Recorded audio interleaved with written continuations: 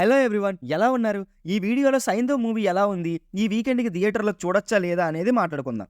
ఈ మూవీని శైలేష్ కొలను డైరెక్ట్ చేశారు. Is talented young director.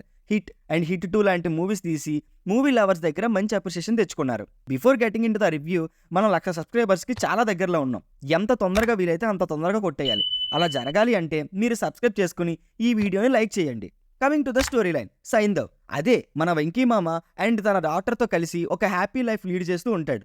But అదే టైంలో తన డాటర్కి ఒక డిసార్డర్ ఉందని తెలుస్తుంది. అండ్ ఇంకొక సైడ్ వికాస్, అదే Nawazuddin, drugs and guns deal చేస్తూ ఉంటాడు. ఈ రెండు స్టోరీస్ ఎలా కలిసాయి, తన డాటర్ బ్రతికిందా లేదా అనేది remaining part of the film. Coming to the positives, story and direction by Sailesh Kolanu is excellent. Already hit and hit 2తో ఆడియన్స్ని చాలా ఇంప్రెస్ చేశాడు. ఈసారి కూడా different kind of story line తీసుకుని ఫాదర్ అండ్ డాటర్ ఎమోషన్స్ చూపిస్తూనే యాక్షన్ సీక్వెన్స్ని కూడా నెక్స్ట్ లెవెల్లో పర్ఫెక్ట్గా హ్యాండిల్ చేశాడు. ఎస్పెషల్లీ సైంధవ్ క్యారెక్టరైజేషన్ చాలా బాగుంటుంది. ఫస్ట్ ఆఫ్ అంతా కొంచెం క్యారెక్టర్ ఇంట్రొడక్షన్తో ఫ్లాట్గా వెళ్ళిన ఇంటర్వెల్ బ్యాంక్తో మంచి హై ఇచ్చాడు.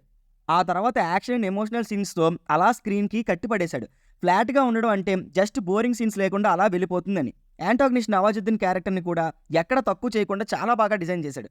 హీరో అండ్ విలన్కి మధ్య ఉండే సీన్స్ చాలా బాగుంటాయి. అండ్ క్లైమాక్స్లో పీక్ ఎమోషనల్ స్టఫ్ బాగా వర్కౌట్ అయ్యింది. Coming to the technicalities, cinematography is too good. Action సీక్వెన్స్లో వచ్చే కెమెరా మూమెంట్స్ ఒక హై ఇస్తాయి. యాక్షన్ కొరియోగ్రఫీ కూడా ఎంత స్టైలిష్గా ఉంటాయంటే ఏదో హాలీవుడ్ మూవీ చూస్తున్న ఫీలింగ్ వస్తుంది. అండ్ స్టైలిష్గా కానీ కాదు, చాలా బ్రూటల్గా కూడా ఉంటాయి. ఇంటర్వెల్ తర్వాత వచ్చే ఫైట్ అండ్ క్లైమాక్స్లో వచ్చే ఫైట్కి ఒక్కడు కూడా సీట్లో కూర్చోడు. Coming to the negatives, first half అంతా కొద్దిగా ఫ్లాట్గా వెళ్తుంది. కొన్ని హై మూమెంట్స్ ఉంటే చాలా బాగుండేది. ఎడిటింగ్ ఇంకా క్రిస్పీగా చేయాల్సింది. అండ్ ఈ స్టోరీ లైన్కి ఇంకొంచెం గ్రిప్పింగ్ స్క్రీన్ ప్లే యాడ్ అయితే నెక్స్ట్ లెవెల్ ఉండేది. And biggest negative of the film is BGM. ఒక మంచి థీమ్ బీజిఎం ఉంటేనా పైన చెప్పిన నెగిటివ్స్ అన్నీ అస్సలు అనిపించేవి కాదు బీజిఎం ఇచ్చే హైకి. But sadly BGM is not up to the mark. Arya characterization పెద్దగా ఏం లేదు.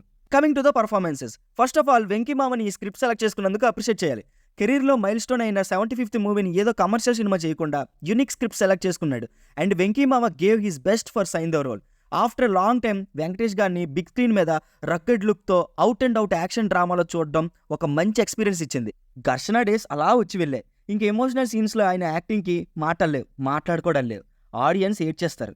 విలన్గా చేసిన నవాజుద్దీన్ పర్ఫార్మెన్స్ అయితే నెక్స్ట్ లెవెల్. నవ్విస్తాడు, అలానే భయపెడతాడు. వచ్చిరాని తెలుగుతో తనకి మాత్రమే సెట్ అయ్యే క్యారెక్టర్తో మంచి ఇంపాక్ట్ఫుల్ పర్ఫార్మెన్స్ ఇచ్చారు. Other characters like Ruhani Sharma, Shraddha, Andrew gave their best for their roles. చిన్న పాప కూడా చాలా క్యూట్ పర్ఫార్మెన్స్ ఇచ్చింది. And the final verdict is with average first half and good second half. It's a good action drama. ఈ వీకెండ్కి ఫ్యామిలీతో చూడండి, అందరికీ ఖచ్చితంగా నచ్చుతుంది. ఈ రివ్యూ ఇంకా ఇంతేనండి. మళ్ళీ రేపు నాసామి రంగ రివ్యూతో కలుద్దాం. అది మిస్ అవ్వద్దు అంటే మన ఛానల్ని సబ్స్క్రైబ్ చేసుకోండి, బెల్ నోటిఫికేషన్ ఆన్ చేసుకోండి. Until then, signing off, team movies for you.